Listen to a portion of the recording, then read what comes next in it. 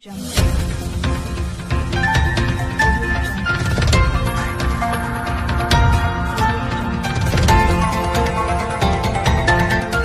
देख रहे हैं RPKP इंडिया न्यूज। नमस्कार, संतोष Prasad Tiwari, RPKP India news में आप सभी का हार्दिक स्वागत है। क्षेत्रीय विधायक माननीय संजय सत्येंद्र पाठक जी के द्वारा बिजनौरगढ़ विधानसभा के बंजारी ग्राम के समीप हरिहर तीर्थ धाम की स्थापना की जा रही है। जाने क्या है उस हरिहर तीर्थ धाम की महिमा और क्यों बनाया जा रहा है हरिहर तीर्थ धाम। हरिहर तीर्थ धाम की महिमा के बारे में माननीय क्षेत्रीय विधायक जन जन के चहेते संजू भैया के द्वारा उसकी महिमा बताई जा रही है। उनकी महिमा आप सुनिए हमारे माननीय क्षेत्रीय विधायक संजय पाठक जी की जुबानी। परम आदरणीय समस्त धर्मप्रिय नागरिक बंधु मां शक्ति, मैं संजय सत्येंद्र पाठक कटनी जिले के विजय राघवगढ़ से विधायक एवं हरिहर तीर्थ जिसका निर्माण होने जा रहा है उसका चरण सेवक हूँ। हमारे श्रद्धेय आराध्य हमारे परम पूज्य गुरुदेव पंडित देव प्रभाकर शास्त्री दद्दा जी की कृपा से एवं परम पूज्य हमारे देवलोकवासी पिताजी उनके हुए बताए हुए मार्ग और दिए हुए संस्कारों से हमने अपनी जीवन यात्रा को समाज की सेवा में, धर्म की सेवा में, मानव की सेवा में, जीव की सेवा में अपने आप को समर्पित कर रखा है। और इसी जीवन की यात्रा में एक परिकल्पना मेरे मन में आई, मेरे विचार में आई कि मैं देखता हूँ जब भी कभी जाता हूँ ग्रामीण क्षेत्र के दौरे पे, शहरी क्षेत्र के दौरे पे, बहुत सारे हमारे सनातनी परंपरा को, धर्म को मानने वाले लोगों के मन में एक कुंठा रह जाती है कि वो आर्थिक रूप से कमजोर हैं, निःशक्त हैं, दिव्यांग हैं, विकलांग हैं या निराश्रित हैं। जो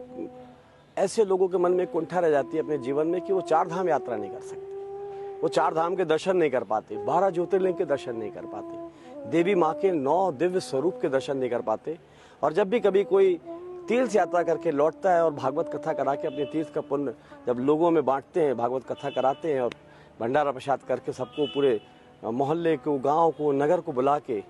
और कथा सुनाते हैं, तो बहुत से ऐसे वरिष्ठ लोग होते हैं, बुजुर्ग लोग होते हैं, उनके मन में विचार आता है कि काश हम भी 4 धाम यात्रा कर लेते, हम भी अयोध्या के बन रहे भव्य और दिव्य मंदिर के दर्शन कर लेते, 12 ज्योतिर्लिंग के दर्शन हमको हो जाते। ये मन में कुंठा रह जाती है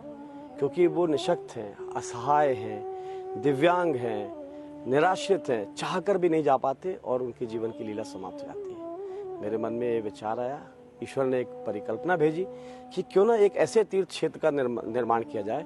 कि जो हमारा ये दिव्य भारत है, जिस भारत भूमि पे उत्तर से लेकर दक्षिण तक और पूर्व से लेकर पश्चिम तक बहुत ही सुंदर दिव्य देवालय हैं, क्यों ना उन सारे दर्शनीय देवालयों को, जिनके पुण्य प्रताप से, जिनके पास जाके लोग अपने जीवन को धन्य करते हैं, जीवन में पुण्य कमाते हैं और परलोक को भी सिद्ध करने के लिए वो अपने 4 धाम की यात्रा तीर्थ करते हैं। तो क्यों ना ऐसा कुछ किया जाए कि ऐसे व्यक्ति, ऐसे निःशक्त व्यक्ति, ऐसे निर्धन व्यक्ति, ऐसे निराश्रित व्यक्ति, ऐसे परिवार जो नहीं जा पाते हैं, उनके लिए एक ही स्थान पे ये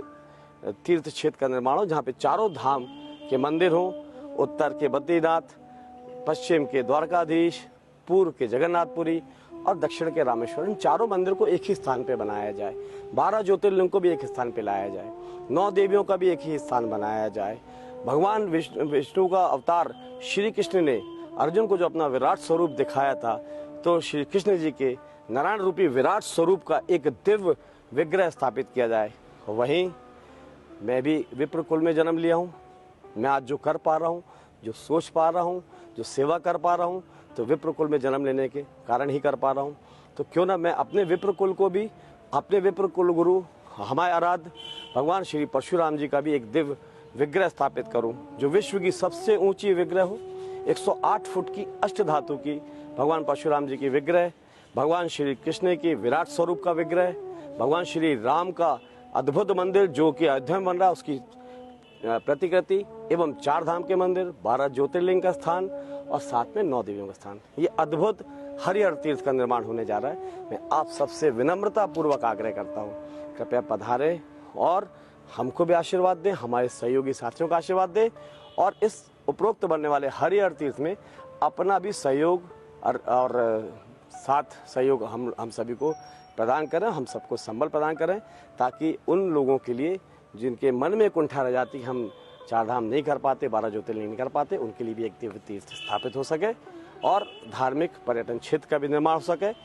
युवाओं को भी रोजगार मिल सके और मध्य प्रदेश को पूरे भारत ही नहीं पूरी दुनिया के अंदर एक उपयुक्त स्थान, एक दिव्य स्थान के रूप में विकसित किया जा सके। जगत गुरु रामभद्राचार्य जी के सानिध्य में एवं जूना पीठाधीश्वर परम पूजनीय स्वामी अवधेशानंद जी के परम सानिध्य में 12 जून को भूमि पूजन तीर्थ क्षेत्र का होने जा रहा है। साथ ही साथ हम आप सबको आशीर्वाद देने देश की महान विभूतियां द्वारकापीठ के शंकराचार्य जी, परम पूजनीय स्वामी सदानंद जी का भी आगमन हो रहा है, श्री श्री रविशंकर जी का भी आगमन हो रहा है, ममतामयी माँ ऋतुम्रा दीदी का भी आगमन हो रहा है, निरंजनी अखाड़ा के पूजनीय स्वामी कैलाशानंद जी का भी आगमन हो रहा है। साथ ही साथ बागेश्वर धाम के धीरेन्द्र शास्त्री जी, उनका भी आगमन हो रहा है। इनके साथ राष्ट्रीय अखाड़ा परिषद के परम पूज्य स्वामी रविंद्रपुरी जी सहित देश के महान संतों का समागम होने जा रहा है। प्रदेश के महान संत, सभी आश्रमों के सभी प्रमुख, सभी संत पुरुषों का आगमन होने जा रहा है। मैं आपसे विनम्रता पूर्वक आग्रह कर रहा हूँ कि इस महान परोपकारी कार्य में, इस महान तीर्थ क्षेत्र में, जहाँ एक ही तीर्थ के अंदर आपको भारत के सारे दिव्य दर्शन होने जा रहे हैं, आप सब सपरिवार पधार कर हमको संबल प्रदान करें, हमारी पूरी जो समिति है उसको संबल प्रदान करें और तीर्थ क्षेत्र के निर्माण में अपना सहयोग प्रदान करें। बहुत बहुत धन्यवाद करता हूँ, प्रणाम करता हूँ। जय श्री राम।